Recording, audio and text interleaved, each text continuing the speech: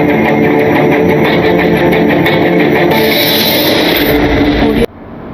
students, good morning. Welcome to Chennai IAS Academy. நம்ம இப்போ தமிழில் எல்லாரும் படித்து முடிச்சிருப்போம், ரிவிஷன் பண்ணிருப்போம். இப்போ தமிழில் நம்ம படித்த எல்லா விஷயங்களையும் கம்பைல் பண்ணி ஒரு சில விஷயங்களை நம்ம கொடுக்க போகிறோம். இதை கண்டினியூஸாக இதோட பிடிஎஃப் நான் அட்டாச் பண்ணுறேன். ஓகேங்களா? இது நீங்கள் ரெஃபரன்ஸ்க்காக வச்சுக்கோங்க. ஆல்ரெடி நிறைய விஷயங்கள் பிடிஎஃப் அட்டாச் பண்ணியிருந்தோம், அதெல்லாம் எடுத்து பார்த்து வச்சுக்கோங்க. அப்போ இது என்ன அப்படின்னா, ஒவ்வொரு டாப்பிக்லையும் தமிழ் இளைஞர்கள் என்னென்ன விருதுகள் பெற்றாங்க அப்படின்னு சொல்லிட்டு நிறைய விஷயங்கள் வரும். ஒரு டாப்பிக்ல ஒரு நபர் ஒரு விருது வாங்கியிருப்பாரு, அங்கங்க நம்ம எழுதி வச்சிருப்போம். அங்கங்க எழுதி வச்சிருக்கும் போது சீக்வன்ஸா கன்ஃபியூஸ் ஆகும். இவர் என்ன விருதுன்னு சொல்லிட்டு கன்ஃபியூஸ் ஆகும். அதனால நம்ம கம்பைலா நான் நோட்ஸ் எடுத்து வச்சது நம்ம பிரிண்டட் மெட்டீரியலா ஒரே சீக்வன்ஸ் நம்ம கொடுக்க போறோம். ஓகேங்களா? பாத்துக்கலாமா? அப்போ ஒவ்வொரு அறிஞர்களை பத்தி தெளிவா இருக்குது, நீங்க தெளிவா படிச்சுக்கோங்க. கன்ஃபியூஸ் ஆகாம தெளிவா கேட்டுக்கோங்க. அதுதான் கன்ஃபியூஸ் ஆகும் நிறைய விஷயங்கள். ஃபர்ஸ்ட் தமிழ் அறிஞர்கள் பெற்ற விருதுகள், அதை பத்தி பார்க்க போறோம். விருதுகளாகவும் இருக்கலாம், அது பட்டங்களாக கூட இருக்கலாம். ஃபார் எக்ஸாம்பிள் முடியரசனுடைய பட்டம் பாத்தீங்கன்னா கவியரசுங்கிற பட்டம். இதெல்லாம் ப்ரீவியஸ் இயர் கொஸ்டின்ல எடுத்து எழுதியிருக்கேன். ஓகேங்களா? இந்த ஸ்கூல் புக்ல நீங்க எங்க தேடி வந்தாலும் இருக்காது. ஓகேங்களா? ப்ரீவியஸ் இயர் கொஸ்டின் இது கொஸ்டினாவே கேட்டிருந்தாங்க. முடியரசனுக்கு கவியரசு என்று பட்டம் வழங்கியவர் யார் அப்படின்னு கொஸ்டின் கேட்டாங்க, ப்ரீவியஸ் இயர் கொஸ்டின். அப்போ முடியரசன் நமக்கு டாப் இருக்கு. துரைராசு என்ற இயற்பெயர்க்கூடிய முடியரசனுக்கு கவியரசு என்ற பட்டத்தை வழங்கியவர் யார் அப்படின்னா குன்றக்குடி அடிகளார். ஓகேவா? ஞாபகம் வச்சுக்கோங்க.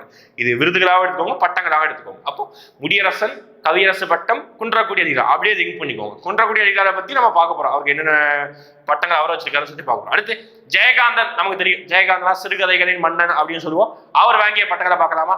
குடியரசுத் தலைவருடைய விருது வாங்கியிருக்காங்க. எதுக்காக அப்படின்னா, அவர் எழுதிய ஒரு நாவலை படமா கமலஹாசன் அவர்கள் படமா நடிச்சிருப்பாங்க. அது ரொம்ப ரொம்ப ரொம்ப பேசும் பொருளானது அந்த படங்கள், அந்த அளவுக்கு சக்சஸ்ஃபுல்லானது. அந்த படத்துக்கு விருது வாங்கியிருக்காங்க. என்ன படம் அப்படின்னா, ஒரு 10 வருஷம் இருக்கும்னு நினைக்கிறேன், மேபி ஒரு 8 வருஷமா முன்னாடி இருக்கும். உன்னை போல் ஒருவன் அப்படின்னு சொல்லிட்டு கமலஹாசன் வந்து ஒரு சில இடங்கள்ல பாம் வச்சு மிரட்டுற மாதிரியும் அப்படியே அது ஒரே ஜேனர்லேயே போயிட்டு இருக்கு. நல்ல படம். ஓகே, அந்த படத்திற்காக ஒரு திரைப்படம், அந்த இதுக்கு வந்து அந்த கதை எழுதினது யாருன்னா ஜெயகாந்தன் தான். அதை இயக்கதான் செஞ்சிருப்பாரு கமலஹாசன். ஓகேங்களா? அப்போ உன்னை போல் ஒருவன் படத்திற்காக குடியரசுத் தலைவர் விருதும், அடுத்து சோவியத் நாடு ரஷ்யா நாட்டுடைய விருது என்ன இருக்காரு பாருங்க, இமயத்துக்கு அப்பால் என்ற ஞானபீட விருது, அதுக்கப்புறம் தாமரை திரு விருது. ஓகே, இது எல்லாத்தையும் இருக்கு. தாமரை திருன்னா ஒண்ணு இல்ல, பத்மஸ்ரீ அந்த விருது தான் தாமரை திரு விருது. அது ஒரு விருதும், ஞானபீடு விருதும், சோவியத் நாட்டுடைய விருது எதுக்காக வாங்கியிருக்காருன்னா இமயத்துக்கு அப்பால். எந்த பாண்டி விடக்கூடாது. சோவியத் நாட்டு விருது வாங்கியிருக்காரு. எந்த நூலுக்காக வாங்கியிருக்காரு அப்படின்னா இமயத்துக்கு அப்பால். அதுக்கப்புறம் ஞானபீட விருது வாங்கியிருக்காரு, இது லிட்ரேச்சருக்காக இருக்கக்கூடியது.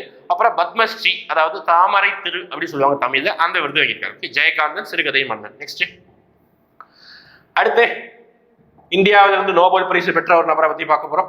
1913ஆம் ஆண்டு கீதாஞ்சலி என்னும் கவிதை நூலுக்கு இலக்கியத்திற்கான நோபல் பரிசு பெற்றவர் யார் அப்படின்னா தாகூர்னா ரவீந்திரநாத் தாகூர், நம்மளுடைய தேசிய கீதத்தை இயற்றியவர். என்ன சார் அப்படின்னா, கீதாஞ்சலி ஆக்சுவலா வந்து இந்த புக்கை எழுதினாலே இவருக்கு வந்து அவார்டு கொடுக்கல, நோபல் பரிசு கொடுக்கல. நிறைய பேர் அப்படி நினைச்சிருப்பாங்க, கிடையாது. கீதாஞ்சலி என்ற இலக்கியத்தை இங்கிலீஷ்ல ஆங்கிலத்தில் டிரான்ஸ்லேட் பண்ணுவதற்கானதான் இந்த அவார்டு கொடுத்துருக்காங்க. அது ஞாபகம் வச்சுக்கணும். இது கீதாஞ்சலி ஒரு இலக்கிய புக்கை, அவர் எழுதின புக்கை ஆங்கிலத்துல டிரான்ஸ்லேட் பண்ணி வெளியிட்டதுனால இவருக்கு என்ன கொடுத்துருக்காங்க, நோபல் பரிசு கொடுத்துருக்காங்க. எந்த ஆண்டு? 1913. இந்த யூனிட், இந்த பாயிண்ட்ஸ் எல்லாமே school book 6th to 10th இருந்து எடுக்கப்பட்ட பாயிண்ட் தான். எதுவுமே அதிகமா வெளியே போகுது. ஒரு சில கொஸ்டின் ப்ரீவியஸ் இயர் வந்திருக்குது, எல்லாமே மேக்ஸிமம் ஸ்கூல் புக்ல இருந்து தான். கம்பல்சரி இதுல இருந்து கண்டிப்பா 1-2 மார்க் எதிர்பார்க்கணும். நெக்ஸ்ட் குமாரசுவாமிக்கு வங்க அரசுனா வெஸ்ட் பெங்கால் கவர்மெண்ட், வங்க அரசு அளித்த விருது நேதாஜி இலக்கிய விருது. வங்க அரசுனா வெஸ்ட் பெங்கால் அரசு நமக்கு தெரியும். நேதாஜியை புகழ்ந்து பேசுவோம். நேதாஜி பேர்ல விருது வழங்கினாங்க. அது தமிழகத்தை சேர்ந்த குமாரசுவாமி அவர்களுக்கு நேதாஜி இலக்கிய விருது வழங்கியது. ஓகேங்களா? முக்கியமானது. நெக்ஸ்ட் சென்னை மாகாண அரசு மனோன்மணியம் சுந்தரனாருக்கு வழங்கிய விருது என்னன்னா ராவ் பகதூர் விருது. இதெல்லாம் வந்து பிரிட்டிஷ் டைம்ல நிறைய பேருக்கு வந்து ராவ் பகதூர், ராவ் சாஹிப் அப்படிதான் பட்டம் கொடுப்பாங்க. நம்மளுடைய ரெட்டமலை சீனிவாசன் கூட இந்த பட்டத்தை வாங்கியிருப்பாரு. ஓகேங்களா? அப்போ இவர் மனோன்மணியம் சுந்தரனார் பிள்ளை சொல்றவங்கள, நம்மளுடைய தமிழ் தாய் வாழ்த்தை எழுதியவர். அவர் அவருக்கு என்ன பட்டம் கொடுத்துருக்காங்கன்னா ராவ் பகதூர். யாரு கொடுத்துருக்காங்க? சென்னை மாகாண அரசு கொடுத்தாங்க. யாருக்கு?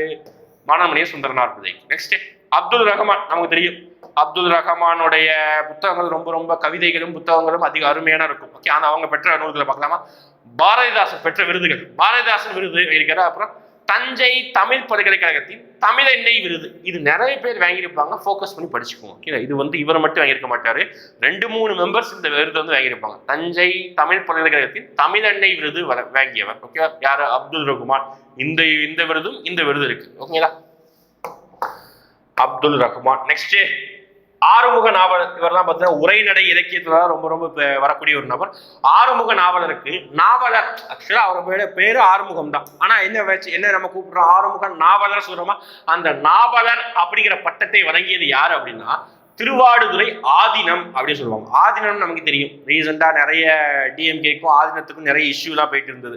இந்த பல்லக்கத்தை தூக்கிட்டு போகக்கூடாது. ஆதீனம் ஒண்ணு அந்த ஒரு குரு மடத்துக்கு ஒரு தலைவராக வந்து ஒரு சாமியார் இருப்பார், சாமியார் ஞாபகம். அப்போ திருவாடுதுறையுடைய ஆதீனம்னு என்ன கொடுத்தாரு அப்படின்னா நாவலர் பட்டத்தை யார் கொடுத்தாங்க, ஆறுமுகம். அவருக்கு உரைநடை இலக்கியத்துல ஒரு நபர் தான் அவருக்கு நாவலர் பட்டம் கொடுத்தாங்க.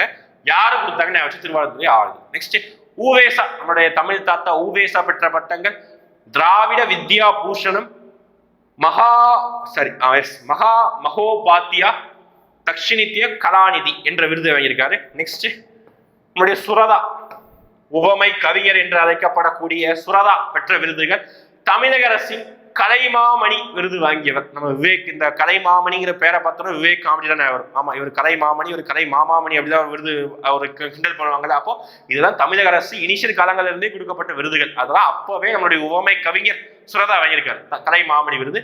அடுத்து பாரதாசன் விருது இப்பதான் பார்த்தோம், அப்துல் ரகுமான பாரதாசன் விருது வாங்கியிருக்காரு, இவரும் பாரதாசன் விருது. அடுத்து திருப்பி பாருங்க, தஞ்சை தமிழ் பல்கலைக்கழகத்தில் ராசராசன் விருது வாங்கியவர். ஓகே, ராசராசன் அப்படின்னு ஒரு விருது கொடுக்குறாங்க, தமிழ் விருது கிடையாது, இங்க ராசராசன் விருது பெயர்ல கொடுக்குறாங்க, அது வாங்கியிருக்காங்க. ஓகே, நெக்ஸ்ட் சி மணி அவர்களுடைய பெற்ற விருதுகள்.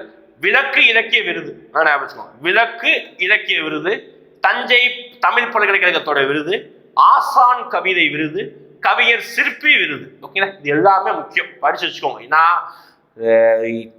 தெரிஞ்ச பெயர்களை யாரும் கேட்க, பாரதாசன் வாங்கிய விருது, பாரதியார் வாங்கிய விருதுலாம் கேட்க முடியாது. ரொம்ப வித்தியாசமா இருக்கும் பாருங்க. இந்த மாதிரி ஒரு கேள்வி கேட்டு போயிடுவோம், ஒரு கேள்வி நம்ம விட்டுறக்கூடாது. அப்ப சி மணி விளக்கு இலக்கிய விருது, தஞ்சை தமிழ் பல்கலைக்கழக விருது, ஆசான் கவிதை விருது, கவிஞர் சிற்பி விருது. நான் எங்கேயோ இருந்து எடுத்த மாதிரி நினைச்சுக்கிடாதீங்க, ஸ்கூல் புக்ல தான் இதெல்லாம் இருக்குது, நம்ம படிக்கும் போது லெசன் பண்ணாம படிச்சிருப்போம். நெக்ஸ்ட் சிவாஜி கணேசன், நடிகர் சிவாஜி கணேசன் பெற்ற விருதுகள். நடிகர்னாலே இது நடிப்பு சம்பந்தமான வெற்றிகள் தான் பெற்றிருப்பாங்க. ஒண்ணு நல்ல கலைஞர் அப்படின்னா கலை மாமணி, அப்புறம் பத்மஸ்ரீ எல்லாரும் விருது தான், பத்மபூஷன் விருது. அடுத்து செவாலியர் முக்கியம், ஓகேவா, செவாலியர் சிவாஜி கணேசன் சொல்லுவாங்கடா. அப்ப இந்த செவாலியர் விருது யாருக்கு கொடுத்திருப்பாங்க அப்படின்னா பிரெஞ்சு அரசு தான் கொடுப்பாங்க. ஓகே, இப்ப நான் ஒரு கொஸ்டின் கேட்க போறேன், சொல்லணும். பிரெஞ்சு அரசு தான் செவாலியர் விருது கொடுப்பாங்க, யாருக்கு, சிவாஜி கணேசன். அதே மாதிரி சிவாஜி கணேசன் மாதிரியே தமிழ் கவிஞர்கள்ல ஒருவர், ஓகேவா, நல்ல ஒரு ஃபேமஸான கவிஞர் தான், தமிழ் கவிஞர்கள ஒருவர் இதே செவாலியர் விருதை பெற்றிருக்கிறார். அது யார் அப்படின்னு சொல்லிட்டு கமெண்ட் செக்ஷன்ல ஒரே ஒரு கொஸ்டின் தான் கேட்க போறேன், கமெண்ட் செக்ஷன்ல மென்ஷன் பண்ண போறேன். என்ன அப்படின்னா தமிழ் கவிஞர்கள ஒருவர் செவாலியர் விருது பெற்றவர் யார், ஓகேவா. நெக்ஸ்ட் தாதா சாஹிப் பால்கே விருது. இது யார் சார் தாதா சாஹிப் பால்கே அப்படின்னா திரையுலகத்துடைய இந்திய திரையுலக தந்தை அப்படின்னு சொல்லுவாங்க. ஓகே, நிறைய விஷயங்கள் வந்து சாதிச்சிருப்பார் திரையுலகங்கள். அவருடைய பெயர்ல ஒரு பட்டம் கொடுக்குறாங்க. ரீசெண்டா இந்த அவார்டு வந்து ரஜினிகாந்த் கொடுத்துருந்தாங்க. கரண்ட் அஃபேர்ஸ் பார்த்துக்கோங்க. சிவாஜி கணேசன் இதை பெற்றிருக்காரு. அடுத்து கெய்ரோ அப்படின்னு ஒரு அமைப்பு இருக்கும், அது சிறந்த நடிகருக்கான விருது வாங்கியிருக்காங்க. ஓகேவா. ஏன் சார் சிவாஜி கணேசனை பத்தி படிக்கிறோம் கவிஞர்கள் அப்படின்னா சிவாஜி கணேசனை பத்தி உரைநடை இலக்கியத்தில் ஒரு டாபிக் இருக்குது, உரைநடை டாபிக், அதனால படிக்கிறோம், அவ்வளவு வேற எது. அடுத்து ஐராவதம் மகாதேவன், நமக்கு தெரியும், மாங்குளம் கல்வெட்டை வந்து ஆராய்ச்சி பண்ணி எழுதிய ஒரு நபர் தான் ஐராவத மகாதேவன். அவர் வாங்கிய விருதுகள் தாமரை திரு விருது, அதாவது பத்மஸ்ரீ விருது. அடுத்து ஜவஹர்லால் நேரு ஆய்வறிஞர் விருது. அடுத்து இந்திய வரலாற்று ஆராய்ச்சி மைய விருது, இந்திய வரலாற்று ஆராய்ச்சி மைய விருது. இந்த 3 விருதுகளும் ஐராவத மகாதேவன்.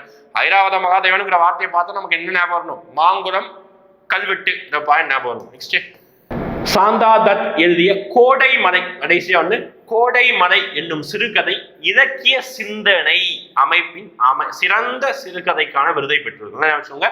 சாந்தா தத் அப்படிங்கிற ஒரு நபர் கோடை மலை அப்படிங்கிற ஒரு சிறுகதைக்காக என்ன விருது, இலக்கிய சிந்தனை அப்படிங்கிற விருதை வந்து பெற்றுக்கிறாங்க. ஓகேங்களா, இதோட இந்த பிடிஎஃப் முடிஞ்சது.